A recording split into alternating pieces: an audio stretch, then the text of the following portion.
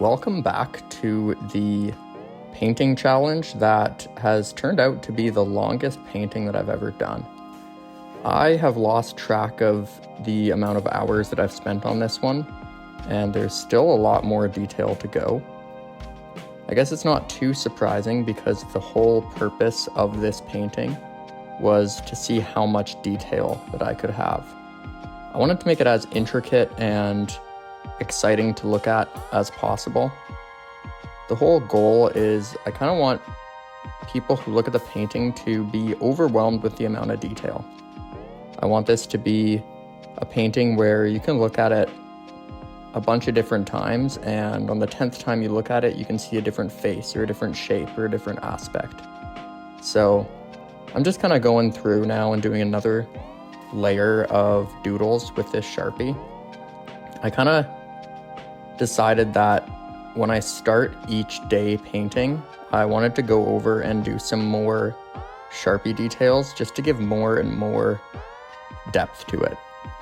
I mentioned in the last one as well that I'm going to be doing some areas where I painted over white, but then paint a bright color on top of it.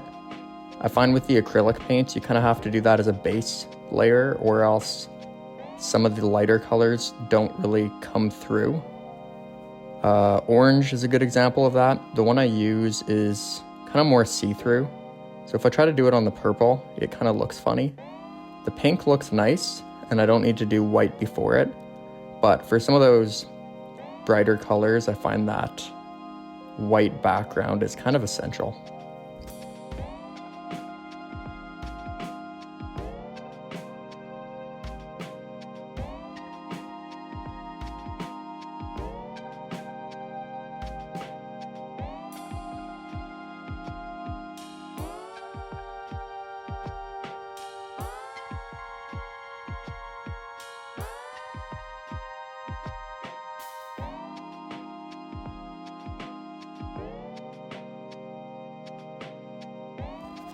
A lot of this painting from this point forward is going to be using a lot of white.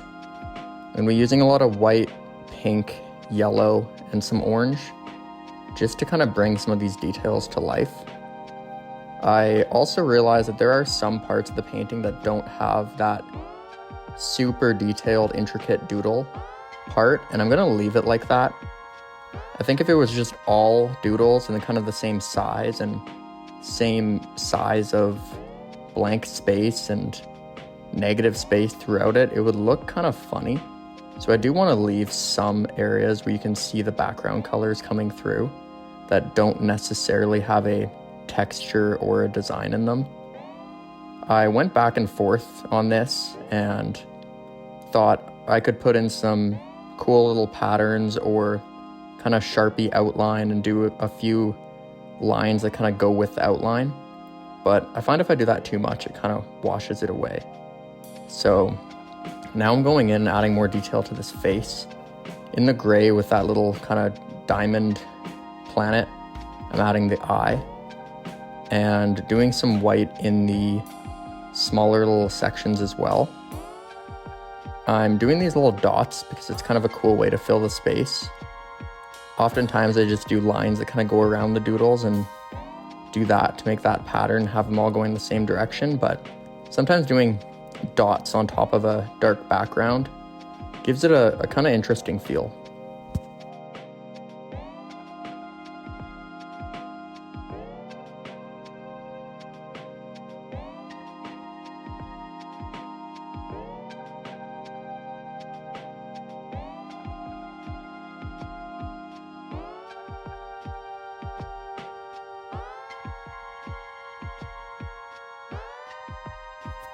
By this point of this painting, I'm definitely ready for it to be done.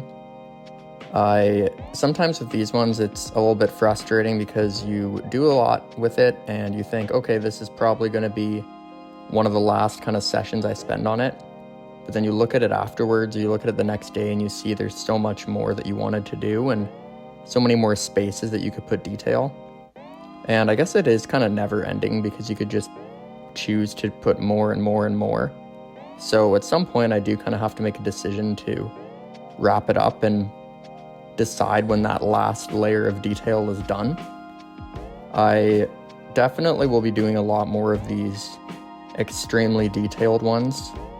And the next one, I mentioned it in my last video, but I'm gonna do the outline and the doodle outline extremely detailed, where every single part of the painting is covered and there's barely any kind of blank space in between them. I also want to try one where I have a large doodle or design in the middle and every single part of the painting attaches to it. So I'm going to be doing a lot more of these detailed painting challenges. So it is nice that I can do this one and know that I'll be doing a lot more soon. But yeah, I like how it's looking so far. I think the colors are going really well with each other, so it'll be fun to finish this one up.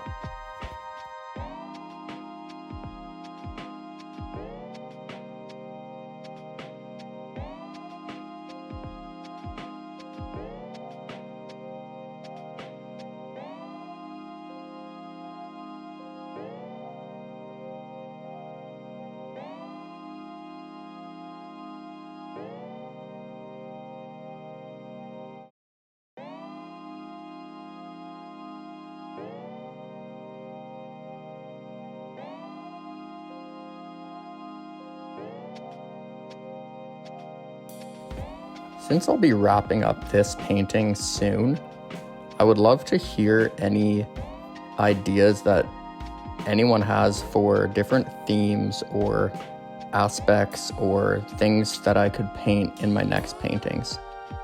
I did a painting a few months ago that was all just on comments. I did a post on social media and asked people to comment the most random things that they could think of, and I painted them and blended it into a chaotic piece, kind of like this one.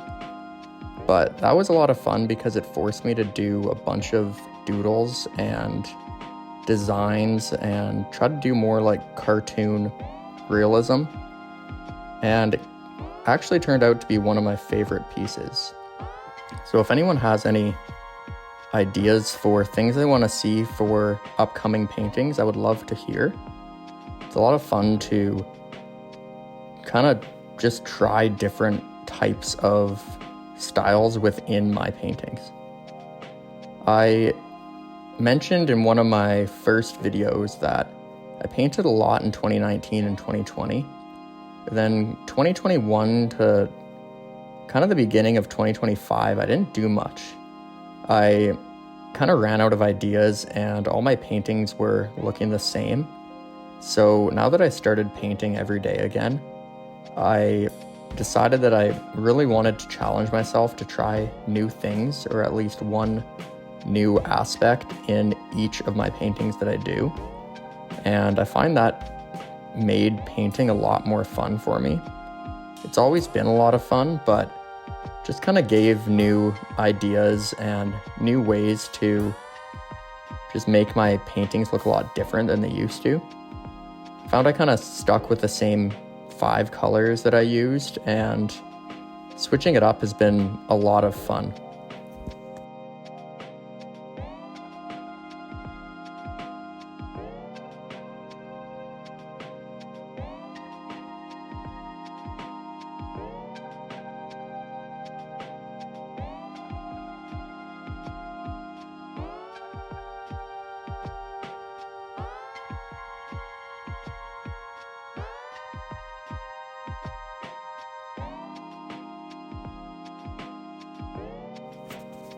I can confidently say that I'll have one more part after this for this painting, and the next part I do will be the final part.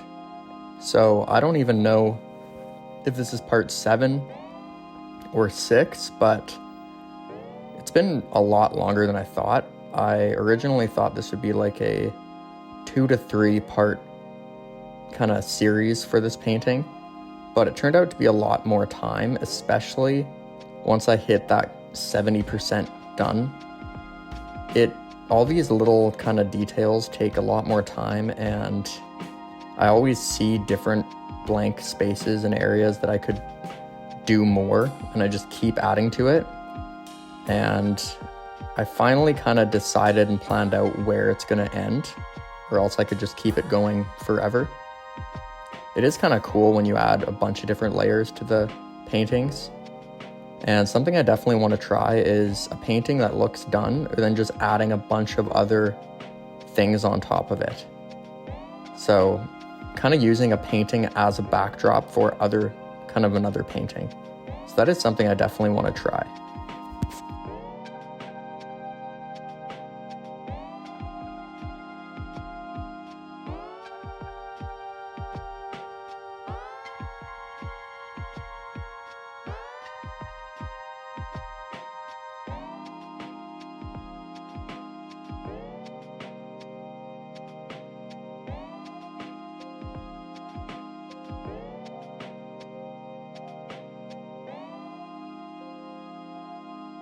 So I'm going to wrap up this part pretty soon here and move on to the next part. I'll probably post that in a few days, but it is kind of funny when you look at the painting quickly.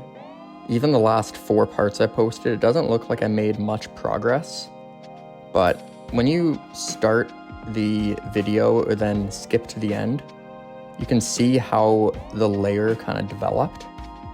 And it is kind of satisfying to see after.